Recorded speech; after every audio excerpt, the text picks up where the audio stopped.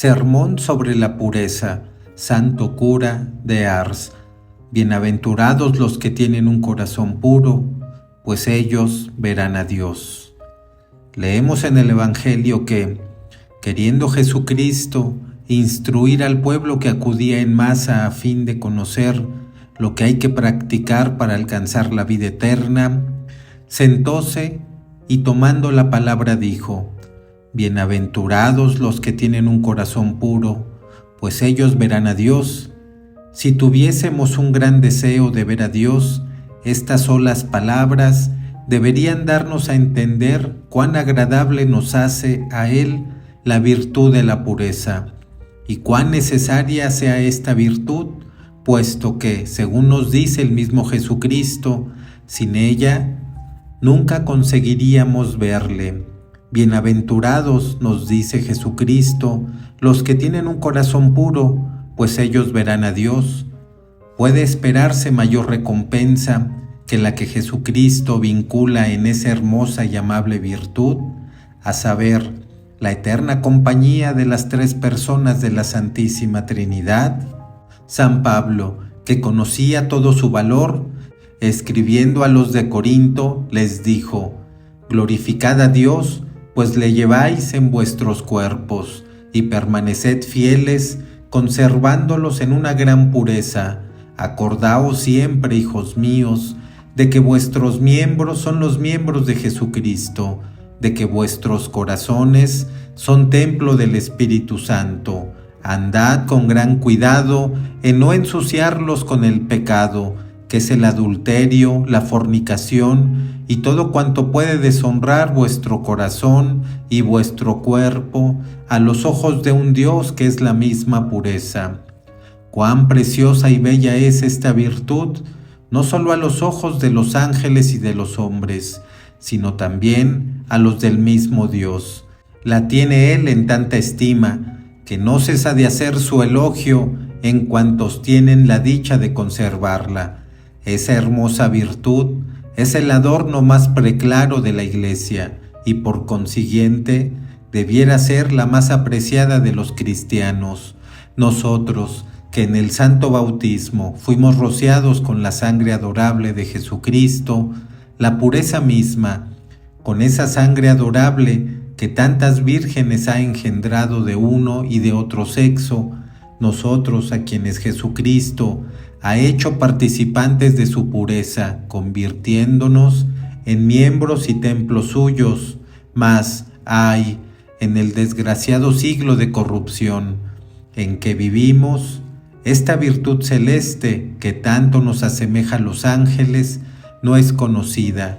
Si la pureza es una virtud que nos es necesaria a todos, ya que sin ella nadie verá a Dios, quisiera yo ahora haceros concebir de ella una idea digna de Dios, mostrándoos, primero, cuán agradables nos hace a sus ojos, comunicando un nuevo grado de santidad a nuestras acciones, y segundo, lo que debemos hacer para conservarla.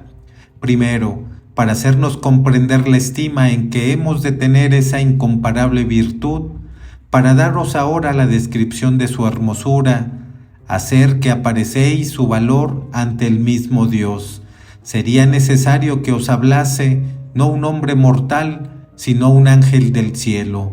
Al oírle, diráis admirados: ¿cómo es posible que no estén todos los hombres prestos a sacrificarlo todo antes que perder una virtud que de una manera tan íntima nos une con Dios?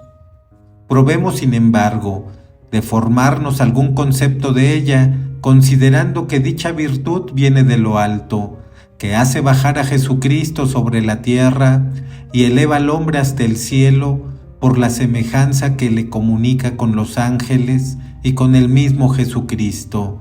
Decidme, según esto, ¿no merece tal virtud el título de preciosa? ¿No es ella digna de toda estima y de que hagamos todos los sacrificios para conservarla?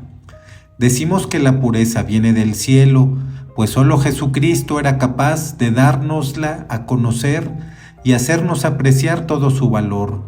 Nos dejó prodigiosos ejemplos de la estima en que tuvo a esta virtud, al determinar, en su inmensa misericordia, redimir al mundo, tomó un cuerpo mortal como el nuestro, pero quiso escoger a una virgen por madre. ¿Quién fue esa incomparable criatura? Fue María, la más pura entre todas las criaturas, la cual, por una gracia singular, no concedida a otra alguna, estuvo exenta del pecado original. Desde la edad de 3 años, consagró su virginidad a Dios, ofreciéndole su cuerpo y su alma, presentándole el sacrificio más santo, más puro y el más agradable que jamás haya recibido Dios de una criatura terrena. Mantúvose en una fidelidad inviolable, guardando su pureza y evitando todo cuanto pudiese tan solo empañar su brillo. Tenía la Santísima Virgen esa virtud en tanta estima, que no quiso consentir en ser Madre de Dios antes que el ángel le diese seguridad de que no la había de perder. Mas en cuanto el ángel le anunció que, al ser Madre de Dios, lejos de perder o empeñar su pureza, de la cual tanta estima hacía, sería aún más agradable a Dios, consintió gustosa, a fin de dar nuevo esplendor a aquella angelical virtud. Vemos también que Jesucristo escogió un Padre nutricio pobre, es verdad, mas quiso que su pureza sobrepujase a la de las demás criaturas, excepto la de la Virgen. Entre los discípulos distinguió a uno, al cual testimonió una amistad y una confianza singulares, y le hizo participante de grandes secretos, pero escogió al más puro de todos, el cual estaba consagrado a Dios desde su juventud. Dice San Ambrosio que la pureza nos eleva hasta el cielo y nos hace dejar la tierra en cuanto le es posible hacerlo a una criatura. Nos levanta por encima de la criatura corrompida y por los sentimientos y deseos que inspira, nos hace vivir la vida de los ángeles. Según San Juan Crisóstomo, la castidad de un alma es de mayor precio a los ojos de Dios que la de los ángeles, ya que los cristianos solo pueden adquirir esta virtud luchando, mientras que los ángeles la tienen por naturaleza. Los ángeles no deben luchar para conservarla, al paso que el cristiano se ve obligado a mantener consigo mismo una guerra constante. Y a San Cipriano añade que no solamente la castidad nos hace semejantes a los ángeles, sino que además nos da un rasgo de semejanza con el mismo Jesucristo. Sí, nos dice aquel gran santo, el alma casta es una viva imagen de Dios en la tierra. Cuanto más un alma se desprende de sí misma por la resistencia a las pasiones, más también se acerca a Dios y por un venturoso retorno más íntimamente se une a Dios a ella, contémplala y la considera como su amantísima esposa, la hace objeto de sus más dulces complacencias y establece en su corazón su perpetua morada. Felices, nos dice el Salvador, los que tienen el corazón puro, pues ellos verán a Dios. Según San Basilio, cuando en un alma hallamos la castidad, descubrimos también todas las demás virtudes cristianas, las cuales practicará entonces muy fácilmente, pues nos dice, para ser casto, debe imponerse grandes sacrificios y hacerse mucha violencia, pero una vez ha logrado tales victorias del demonio, la carne y la sangre, poca dificultad le ofrece lo demás, ya que el alma que doma con energía este cuerpo sensual vence con facilidad cuantos obstáculos se encuentra en el camino de la virtud. Por lo cual, vemos que los cristianos castos son los más perfectos. Vémoslos reservados en sus palabras, modestos en el andar, sobrios en la comida, respetuosos en los lugares sagrados y edificantes en todos sus comportamientos. San Agustín compara a los que tienen la gran dicha de conservar puro su corazón con los lirios, que crecen derecho hacia el cielo y embalsaman el ambiente que los rodea con un aroma exquisito y agradable. Con solo verlos, nos evocan ya esa preciosa virtud. Así, la Santísima Virgen inspira la pureza a cuantos la veían. Dichosa virtud que nos pone al nivel de los ángeles y parece elevarnos hasta por encima de ellos. Todos los santos la tuvieron en mucho, prefiriendo perder sus bienes, su fama y su misma vida antes que empeñarla. Tenemos de ello un admirable ejemplo en la persona de Santa Inés. Su belleza y sus riquezas fueron causa de que, a la edad de poco más de 12 años, fuese pretendida por el hijo del prefecto de la ciudad de Roma. Ella le dio a entender que estaba consagrada a Dios. Entonces la prendieron bajo el pretexto de que era cristiana, mas en realidad para que consintiese a los deseos de aquel joven. Pero ella estaba tan firmemente unida a Dios que ni las promesas, ni las amenazas, ni la vista de los verdugos y de los instrumentos expuestos en su presencia para amedrentarla, consiguieron hacerla cambiar de sentimientos. Viendo sus perseguidores que nada podían obtener de la santa, la cargaron de cadenas y quisieron ponerle una argolla y varios anillos en la cabeza y en las manos. Pero tan débiles eran aquellas pequeñas e inocentes manos que sus verdugos no pudieron lograr su propósito. Permaneció firme en su resolución y en medio de aquellos lobos rabiosos ofreció su cuerpecito a los tormentos con una decisión que admiró a los mismos atormentadores. La llevaron arrastrándola a los pies de los ídolos, mas ella declaró públicamente que solo reconocía a Jesucristo y que aquellos ídolos eran demonios. El juez, bárbaro y cruel, viendo que nada podía conseguir, pensó que sería más sensible ante la pérdida de aquella pureza de la cual hacía tanta estima. La amenazó con hacerle exponer en una infame lupanar, mas ella le respondió con firmeza: podréis muy bien darme muerte, pero jamás podréis hacerme perder este tesoro, pues Jesucristo mismo es su más celoso guardián. El juez, lleno de rabia, hízola conducir a aquel lugar de infernales inmundicias, mas Jesucristo, que la protegía de una manera muy particular, inspiró tan grande respeto a los guardias que solo se atrevían a mirarla con una especie de espanto, y al mismo tiempo confió su custodia a uno de sus ángeles. Los jóvenes que entraban en aquel recinto, abrazados en impuro fuego, al ver al lado de la doncella a un ángel más hermoso que el sol, salían abrazados en amor divino. Pero el hijo del prefecto, más corrompido y malvado que los otros, se atrevió a penetrar en el cuarto donde se hallaba Santa Inés. Sin hacer caso de aquellas maravillas, acercóse a ella con la esperanza de satisfacer sus impuros deseos. Mas el ángel que custodiaba a la joven mártir hirió al libertino, el cual cayó muerto a sus pies. Al momento, divulgóse por toda la ciudad de Roma la noticia de que el hijo del prefecto había recibido la muerte de manos de Inés. El padre, lleno de furor, fuese al encuentro de la santa y se entregó a todo cuanto la desesperación podía inspirarle. Llamó la furia del infierno, monstruo nacido para llevar la desolación a su vida, pues había dado muerte a su hijo. Entonces Santa Inés contestó tranquilamente: es que quería hacerme violencia y entonces mi ángel le dio muerte. El prefecto, algo más calmado, le dijo: pues ruega a tu Dios que le resucite para que no se diga que tú le has dado muerte.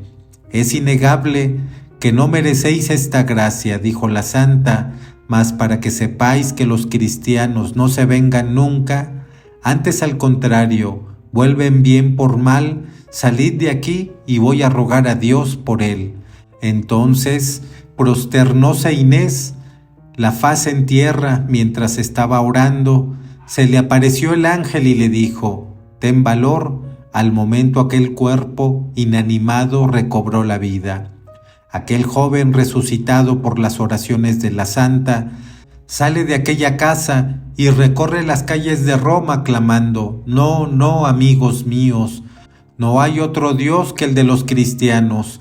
Todos los dioses que nosotros adoramos no son más que demonios engañadores que nos arrastran al infierno». Sin embargo, a pesar de aquel gran milagro, no dejaron de condenarla a muerte. El lugarteniente del prefecto ordenó encender una gran hoguera en la cual hizo arrojar a la santa, mas las llamas se abrieron sin dañar a Inés y en cambio quemaron a los idólatras que habían acudido a aquel lugar para presenciar tales tormentos. Viendo el lugarteniente que el fuego la respetaba y no le causaba daño alguno, ordenó degollarla con la espada, a fin de quitarle de una vez la vida, mas el verdugo púsose a temblar, como si él fuese el condenado a muerte. Como después de su muerte sus padres llorasen su pérdida, aparecióseles y les dijo: «No lloréis mi muerte, al contrario, alegraos de que haya yo alcanzado un tal grado de gloria en el cielo». Ya veis cuánto sufrió aquella santa para no perder su virginidad. Ahora os podéis formar cargo de lo estimable que es la pureza y de lo que agrada a Dios cuando así se complace en obrar grandes milagros a fin de mostrarse su guardián y protector. Este ejemplo confundirá un día a aquellos jóvenes que tan poca estima hicieron de esa virtud, nunca conocieron su valor. Razón tiene el Espíritu Santo para exclamar: «Cuán bella es esa generación casta, su memoria es eterna, y su gloria brilla ante los hombres y ante los ángeles». Es innegable que todo ser ama a sus semejantes, por lo cual los ángeles, que son espíritus puros, aman y protegen de una manera especial a las almas que imitan su pureza. Leemos en la Escritura Santa que el ángel Rafael, acompañando al joven Tobías, le protegió con 1000 favores, preservóle de ser devorado por un pez, de ser estrangulado por el demonio. Si el joven aquel no hubiese sido casto, ciertamente que el ángel no le hubiera acompañado y, por lo tanto, no le habría protegido en aquellos trances. Cuánto es el gozo que experimenta el ángel custodio de un alma pura. No hay virtud para la conservación de la cual haga Dios tantos milagros como los que ejecuta para favorecer a la persona que, conociendo el valor de la pureza, se esfuerza en conservarla. Mirad lo que hizo por Santa Cecilia, nacida en Roma de padres muy ricos. Estaba perfectamente instruida en la religión cristiana y, siguiendo las inspiraciones de Dios, le consagró su virginidad. Ignorándolo sus padres, la prometieron en matrimonio a Valeriano, hijo de un senador de la ciudad. A los ojos del mundo era, pues, aquel matrimonio un gran partido. No obstante, ella pidió a sus padres tiempo para reflexionar. Pasó muchos días ayunando, orando y llorando, para obtener de Dios la gracia de no perder la flor de aquella virtud a la que amaba más que a su propia vida. Díjole el Señor que nada temiese y que obedeciese a sus padres, pues no solamente no perdería aquella virtud, sino que aún obtendría. Consintió, pues, en el matrimonio. El día de las bodas, al hallarse en compañía de Valeriano, le dijo a ella: «Querido Valeriano, tengo un secreto que comunicarte. He consagrado a Dios mi virginidad, por lo cual jamás hombre alguno podrá acercarse a mí, pues tengo un ángel que protege mi pureza. Si te acercases, hallarías la muerte». Valeriano quedó muy sorprendido al oír todo aquello, pues, pagano como era, no entendía aquel lenguaje, y contestó así: «Muéstrame el ángel que te protege», replicó la santa. «Tú no lo puedes ver porque eres pagano, Ve de mi parte a hablar al Papa Urbano, pídele el bautismo y al momento verás el ángel. Partió Valeriano al momento. Una vez bautizado por el Papa Urbano, fuese otra vez al encuentro de su esposa. Al entrar en la habitación, vio efectivamente al ángel custodiando a Santa Cecilia. Hallóle tan bello y radiante de gloria que quedó prendado de su hermosura, y no solamente permitió a su esposa permanecer consagrada a Dios, sino que hizo él mismo voto de virginidad. Uno y otro alcanzaron pronto la dicha de morir mártires. ¿Veis, pues, de qué manera protege Dios a la persona que ama esa virtud y trabaja por conservarla? Leemos en la vida de San Edmundo que, estudiando dicho santo en París, hallóse en compañía de ciertas personas que hablaban torpemente, y las dejó al momento. Fue tan agradable al Señor aquella acción que se le apareció en figura de un hermoso niño, y saludándole con gran afabilidad, le dijo que le había visto con gran satisfacción apartándose de la compañía de aquella gente que sostenía conversaciones licenciosas, y en recompensa de ello prometióle que no le abandonaría nunca. Además, San Edmundo tuvo la dicha de conservar su inocencia hasta la muerte, cuando Santa Lucía acudió al sepulcro de Santa Ágata para implorar su intercesión ante Dios a fin de que le alcanzase la salud de su madre. Apareciósele Santa Ágata y le dijo que por sí misma podía obtener la gracia que imploraba, ya que con su pureza había preparado en su corazón una agradabilísima morada a su Creador. Todo esto nos da a comprender cómo no puede denegar nada a Dios al que tiene la dicha de conservar puro su corazón y su alma. Oíd lo que aconteció a Santa Potamiena, que vivió en tiempos de la persecución de Maximiliano. Aquella joven era esclava de un señor disoluto y libertino, el cual continuamente la estaba solicitando, mas ella prefirió sufrir toda su suerte de crueldades y suplicios antes que consentir a las solicitaciones de aquel señor infame. Enfurecido éste, al ver que nada podía lograr, la entregó como cristiana en manos del gobernador, a quien prometió una fuerte recompensa para el caso de que la conquistase para sus infames apetitos. El juez mandó comparecer a aquella virgen ante su tribunal, y viendo que ninguna amenaza podía hacerla cambiar de sentimientos, sometióla a todo cuanto su rabia supo inspirarle. Mas Dios, que jamás abandona a los que a Él se consagran, concedió tantas fuerzas a la joven mártir que parecía insensible a todos los tormentos a que hubo de someterse. No pudiendo aquel juez inicuo vencer su resistencia, mandó poner sobre una grande hoguera una caldera llena de pez y le dijo: «Mira lo que te está esperando si no obedeces a tu Señor». Y la santa joven respondió sin vacilar: «Prefiero sufrir todo cuanto pueda inspiraros vuestro furor antes que obedecer a la infame voluntad de mi amo. Además, nunca habría yo creído que un juez fuese injusto hasta el punto de mandarme obedecer a los propósitos de un amo disoluto». Irritado el tirano, al oír esta respuesta, mandó arrojarla a la caldera. «A lo menos, disponed», dijo ella, «que sea arrojada allí vestida. Ahora veréis las fuerzas que el Dios a quien adoramos concede a los que sufren por Él». Después de 3 horas de suplicio, entregó Potamiena su alma al Criador, y así ganó la doble palma del martirio y de la virginidad. Cuán desconocida en el mundo es esa virtud, cuán poco la apreciamos, cuán poco cuidado ponemos en conservarla, cuán negligentes somos en pedirla a Dios, ávida cuenta de que no podemos obtenerla por nosotros mismos. No conocemos esa hermosa y amable virtud, la cual tan fácilmente gana el corazón de Dios.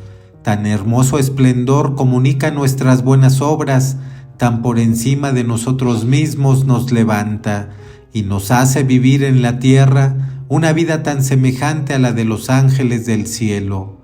Ella no es conocida de esos infames e impúdicos viejos que se arrastran, que se revuelcan y se anegan en el lodazal de sus torpezas. Lejos de esforzarse en extinguirlo, lo avivan continuamente con sus miradas, con sus pensamientos, con sus deseos y con sus actos. ¿Cómo estará la pobre alma al comparecer ante Dios, que es la pureza misma? Esa hermosa virtud no es conocida de aquellas personas cuyos labios no son más que una boca, de que se sirve el infierno para vomitar sobre la tierra sus impurezas, y con las cuales dichos desgraciados se nutren como si fuesen su pan cotidiano. Su pobre alma es solo objeto de horror para el cielo y para la tierra. Esa amable virtud no es tampoco conocida de aquellas jóvenes cuyos ojos y cuyas manos están manchados por miradas impuras. Oh Dios, ¿a cuántas almas arrastra al infierno ese pecado? Esa virtud no es conocida de aquellas jóvenes mundanas y corrompidas que tanto se afanan por atraer así las miradas de las gentes, que por sus atavíos exagerados e indecentes dan públicamente a entender que son infames instrumentos de que se sirve el infierno para perder las almas. Esas almas que tantos trabajos, lágrimas y tormentos costaron a Jesucristo. Mirad a esas desgraciadas y veréis su cabeza y su pecho rodeado de 1000 demonios. Dios mío, ¿cómo pueden sostener la tierra a tales secuaces del infierno? Y lo más triste y doloroso es ver cómo las madres las toleran en un estado tan indigno de unas cristianas. Al ver esto, casi me atrevería a decir que tales madres no valen más que sus hijas. Ese corazón desgraciado y esos ojos impuros vienen a ser una fuente emponzoñada que causa la muerte a quien lo mira o los escucha. Como tales monstruos se atreven a presentarse ante un Dios tan santo y tan declaradamente enemigo de la impureza. Su vida miserable no viene a ser otra cosa que un montón de grasa que están amasando para cebar el fuego del infierno por toda una eternidad. Mas dejemos ya esta materia tan enojosa y poco grata para el cristiano, cuya pureza debe remendar la del mismo Jesucristo, y volvamos a esa hermosa virtud de la pureza, que nos levanta hasta el cielo, que nos franquea la entrada en el corazón adorable de Jesucristo y nos atrae toda su suerte de bendiciones espirituales y temporales. Las toleran en un estado tan indigno de una cristiana. Al ver esto, casi me atrevería a decir que tales madres no valen más que sus hijas. Ese corazón desgraciado y esos ojos impuros vienen a ser una fuente emponzoñada que causa la muerte a quien los mira o los escucha. Segundo, hemos dicho que esa virtud es de un valor muy grande a los ojos de Dios, mas hemos de afirmar también que no carece de enemigos que se esfuercen por arrebatárnosla. Hasta podríamos decir que casi todo cuanto nos rodea está conspirado para robárnosla. El demonio es uno de los enemigos más temibles, viviendo él en medio de la hediondez de los vicios impuros y sabiendo que no hay pecado que tanto ultraje a Dios y conociendo además lo agradable que es a Dios el alma pura, nos tiende toda suerte de lazos para arrebatarnos esta virtud. Por su parte, el mundo, que solo busca sus regalos y placeres, labora también para hacérnosla perder, muchas veces bajo la capa de amistad, pero podemos afirmar que el más cruel y peligroso enemigo somos nosotros mismos, esto es, nuestra carne, la cual, habiendo quedado ya maleada y corrompida por el pecado de Adán, nos induce furiosamente a la corrupción. Si no estamos constantemente sobre aviso, pronto nos abraza y devora con sus llamas impuras. Pero me diréis, puesto que es muy difícil conservar una virtud tan preciosa a los ojos de Dios, ¿qué es lo que debemos hacer? Ved aquí los medios de conservarla. El primero es ejercer una gran vigilancia sobre nuestros ojos, nuestros pensamientos, nuestras palabras y nuestros actos. El segundo, recurrir a la oración. El tercero, frecuentar dignamente los sacramentos. El cuarto, huir de todo cuanto pueda inducirnos al mal. El quinto, ser muy devotos de la Santísima Virgen. Observando todo esto, a pesar de los esfuerzos de nuestros enemigos, a pesar de la fragilidad de esa virtud, tendremos la seguridad de conservarla. He dicho, primero, que debemos vigilar nuestras miradas, lo cual es muy cierto, pues vemos por experiencia a muchos que cayeron por una sola mirada y no se levantaron ya jamás. No os permitáis nunca libertad alguna sin ser ella verdaderamente necesaria. Primero sufrir cualquier incomodidad antes que exponeros al pecado. Segundo, nos dice San Jaime que esta virtud viene del cielo y que jamás llegaremos a obtenerla si no la pedimos a Dios. Debemos pues suplicar a Dios con frecuencia que nos dé la pureza en los ojos, en las palabras y en las acciones. Tercero, he dicho en tercer lugar que si queremos conservar esa hermosa virtud, debemos recibir a menudo y dignamente los santos sacramentos. De lo contrario, jamás alcanzaremos tal dicha. Jesucristo no solo instituyó el sacramento de la penitencia a fin de perdonarnos los pecados, sino además para darnos fuerza con qué combatir al demonio, lo cual es comprender fácilmente. ¿Quién será en efecto que habiendo hecho hoy una buena confesión, se dejara vencer por las tentaciones? El pecado, con todo el placer que encierra, le causaría horror. ¿Quién habrá que al poco tiempo de haber comulgado pueda consentir, no digo ya en un acto impuro, sino tan solo en un mal pensamiento? Jesús, que mora entonces en su corazón, le hace muy bien comprender lo infame que es ese pecado y cuánto le desagrada y cuánto le aparta de él. El cristiano, que frecuenta santamente los sacramentos, podrá ser tentado, más difícilmente pecará. En efecto, cuando tenemos la gran dicha de recibir el cuerpo adorable de Jesucristo, ¿nos sentimos extinguirse en nuestro corazón el fuego impuro? La sangre adorable que corre por nuestras venas, ¿qué menos hará que purificar nuestra sangre? La carne sagrada que se mezcla con la nuestra, ¿no la diviniza en cierta manera? ¿No parece nuestro cuerpo retornar a aquel primer estado en que se hallaba Adán antes de pecar? Esa sangre adorable que engendró tantas vírgenes, tengamos por cierto que dejando de frecuentar los sacramentos, a cada momento caeremos en pecado. Además, para defendernos del demonio, hemos de evitar la compañía de aquellas personas que pueden inducirnos al mal.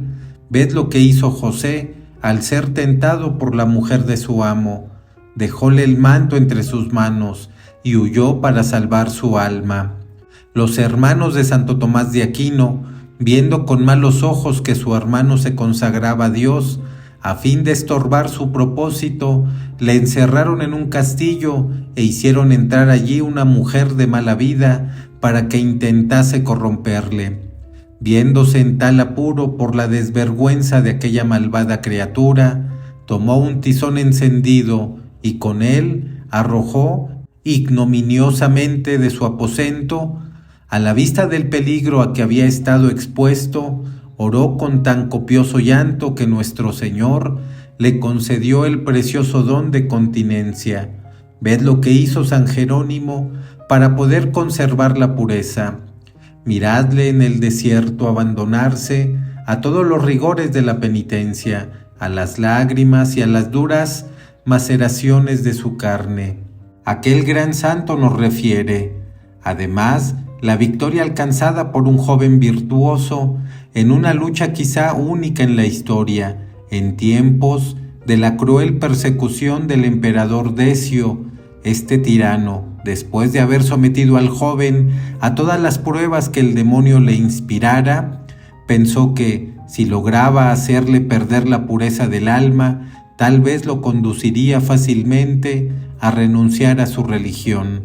A este objeto mandó que fuese llevado a un jardín de delicias lleno de rosas y lirios, junto a un riachuelo de aguas cristalinas y juguetonas, bajo la sombra de corpulentos árboles, agitados por delicias y suave brisa. Una vez allí, le pusieron en un lecho de plumas, atáronle con ligaduras de seda y le dejaron solo. Entonces hicieron que se acercase a él una cortesana, vestida muy rica y provocativamente, y comenzó a incitarle al mal con toda la impudencia y las provocaciones que la pasión puede inspirar. Aquel pobre joven, que hubiera dado 1000 veces su vida antes de manchar la pureza de su hermosa alma, hallábase sin defensa, pues estaba atado de pies y manos. No sabiendo cómo resistir a los ataques de la voluptuosidad, impulsado por el Espíritu de Dios, cortóse la lengua con los dientes y la escupió al rostro de aquella mujer, lo cual causó a ésta tanta confusión que la obligó a huir. Este hecho nos muestra cómo nunca permitirá Dios que seamos tentados más allá de nuestras fuerzas. Ved también a San Martiniano, que vivió en el siglo IV. Después de haber morado 25 años en el desierto, vióse expuesto a una ocasión muy próxima de pecar. Había ya consentido de pensamiento y de palabra, mas Dios le tocó el corazón y acudió en su auxilio. Concibió entonces un tan hondo pesar del pecado que iba a cometer, que entrando enseguida en su celda, encendió fuego y puso en él sus pies. El dolor que experimentaba y el remordimiento del pecado hacíanle exhalar horribles gritos. Zoe, la mujer malvada que había ido allí a tentarle, al oír los gritos corrió para ver lo que sucedía, y quedó tan conmovida ante aquel espectáculo que, lejos de pervertir al santo, ella se convirtió y pasó el resto de su vida en las lágrimas y en penitencia. En cuanto a San Martiniano, permaneció 7 meses echado en el suelo sin poder moverse, a causa de las heridas de sus pies. Una vez curado, retiróse a otro desierto donde lloró, pensando en el peligro que correría de perder su alma. Aquí veis lo que hacían los santos, aquí veis los tormentos a que se sometieron antes que perder la pureza de su alma. Tal vez eso os extrañe, mas lo que debería extrañaros es la poca estima en que tenéis tan hermosa virtud. Ay, tan deplorable desdén proviene no conocer su verdadero valor. Digo finalmente que debemos profesar una fe ferviente devoción a la Santísima Virgen si queremos conservar esta hermosa virtud, de lo cual no nos ha de caber duda alguna si consideramos que ella es la reina, el modelo y la patrona de las vírgenes. San Ambrosio llama a la Santísima Virgen Señora de la Castidad. San Epifanio la llama Princesa de la Castidad y San Gregorio Reina de la Castidad. Oíd un ejemplo que nos pone de manifiesto cuánto protege la Santísima Virgen la castidad de los que en ella confían, hasta el punto de que no sabe de negarles nada de cuanto le piden. Un caballero muy devoto de la Santísima Virgen había construido una capilla en su honor. En una de las dependencias del castillo que habitaba, nadie conocía la existencia de dicha capilla. Todas las noches, después del primer sueño, sin decir nada a su mujer, levantábase y dirigíase a la capilla de la Virgen para pasar allí lo restante de la noche. Su mujer estaba muy apesumbrada del proceder del marido, pues creía ella que salía de noche para entrevistarse con mujeres de mala vida. Cierto día, la esposa no pudo soportar ya por más tiempo aquel secreto sufrimiento y dijo a su marido que muy bien se veía que tenía otra mujer preferida. El marido, pensando en la Santísima Virgen, le contestó afirmativamente. Esta respuesta hirió vivamente los sentimientos de aquella mujer y viendo que su marido no cambiaba de conducta, en un arrebato de pesar, se suicidó clavándose un puñal en el pecho. Al volver de la capilla el marido halló al cadáver de su mujer bañado en sangre. Afligido en extremo ante aquel espectáculo, cerró con llave la puerta de su cuarto y se dirigió de nuevo a la capilla de la Virgen, y allí desconsolado y lloroso, prosternóse ante aquella santa imagen, exclamando: «Ya veis, oh Santísima Virgen, que mi esposa se ha suicidado porque venía yo por la noche a permanecer en vuestra compañía. Ya veis que mi mujer está condenada. La dejaréis ardiendo en las llamas cuando se ha suicidado desesperada a causa de mi devoción para con vos, Virgen Santa, refugio de los afligidos, ¿servíos devolverle la vida? Mostrar cuánto os place hacer bien a todos. No saldré yo de aquí hasta que me hayáis alcanzado esta gracia de vuestro divino Hijo». Mientras se hallaba abstraído en sus lágrimas y oraciones, una criada le estaba buscando y llamándole, diciendo que la señora preguntaba por él, y el caballero le dijo: «¿Está segura de que es ella quien me llama?». «Escuchad su voz», dijo la criada. La alegría del caballero fue tan grande que no acertaba a separarse de la compañía de la Virgen. Por fin levantóse, llorando de alegría y de gratitud, y halló a su mujer en plena salud. De sus heridas solo le quedaban las cicatrices, para que nunca olvidase tan gran milagroso obrador por la protección de la Santísima Virgen. Al ver entrar a su marido, abrazóle diciendo: «Amado mío, te estoy altamente agradecida por la caridad en rogar por mí. Quedo tan agradecida por aquel prodigioso favor que pasó el resto de su vida en lágrimas y penitencia. No podía nunca relatar la gracia que la Virgen había alcanzado de su divino Hijo, sin llorar a lágrimas viva, y no tenía otro deseo sino manifestar a todos cuán poderosa es la Santísima Virgen para socorrer a los que en ella confían. Podremos abrigar duda alguna de que nunca dejará de concedernos cuantas gracias le pidamos a nosotros que estamos aún en la tierra, lugar propicio para la misericordia del Hijo y para la compasión de la Madre. Siempre que tengamos que pedir una gracia a Dios, dirijámonos a la Virgen Santa y con seguridad seremos escuchados. ¿Queremos salir del pecado? Acudamos a María. Ella nos tomará de la mano y nos conducirá a la presencia de su divino Hijo para recibir de Él el perdón. ¿Queremos perseverar en el bien? Dirijámonos a la Madre de Dios. Ella nos cobijará bajo su manto protector y contra nosotros nada podrá el infierno. ¿Queréis de ellos una prueba? Vedla aquí. Leemos en la vida de Santa Justina que cierto joven sintió por ella vehemente amor y viendo que nada podía obtener con sus solicitaciones, acudió a un sujeto llamado Cipriano, el cual tenía tratos con el demonio. Prometióle una cantidad de dinero para el caso de que lograse hacer que Justina consintiese en lo que él deseaba.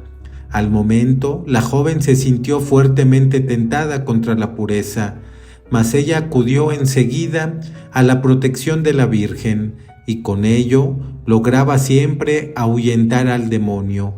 El joven aquel preguntó a Cipriano por qué no podía ganar a la doncella, y éste a su vez se dirigió al demonio y le echó en cara su escaso poder en aquel caso, cuando en otros parecidos había siempre satisfecho sus designios.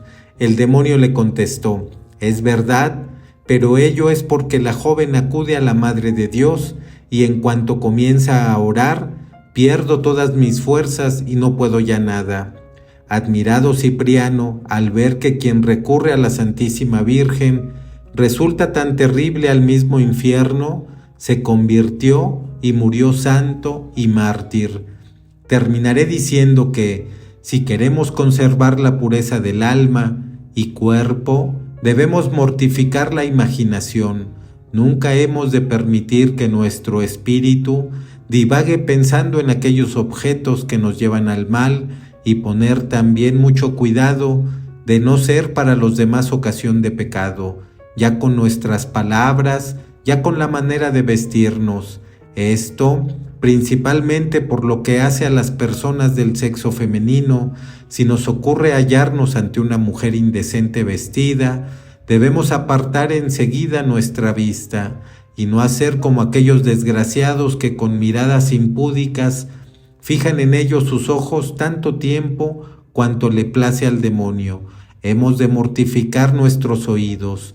Nunca debemos oír con gusto palabras ni canciones inmundas.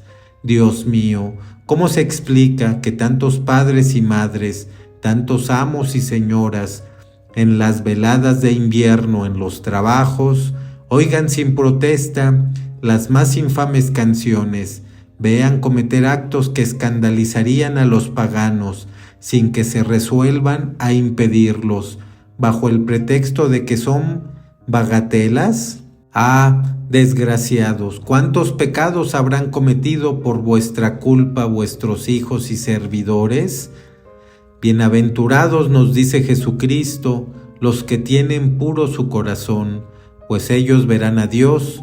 Cuán dichosos los que tienen la fortuna de poseer esta hermosa virtud. ¿No son ellos los amigos de Dios, los preferidos de los ángeles, los hijos mimados de la Santísima Virgen? Pidamos frecuentemente a Dios, por intercesión de nuestra Santísima Madre, que nos dé un alma y un corazón puros y un cuerpo casto, y así tendremos la dicha de agradar a Dios en esta vida y poder glorificarle durante la eternidad, lo cual a todos deseo. San Juan María Vianney, cura de Ars.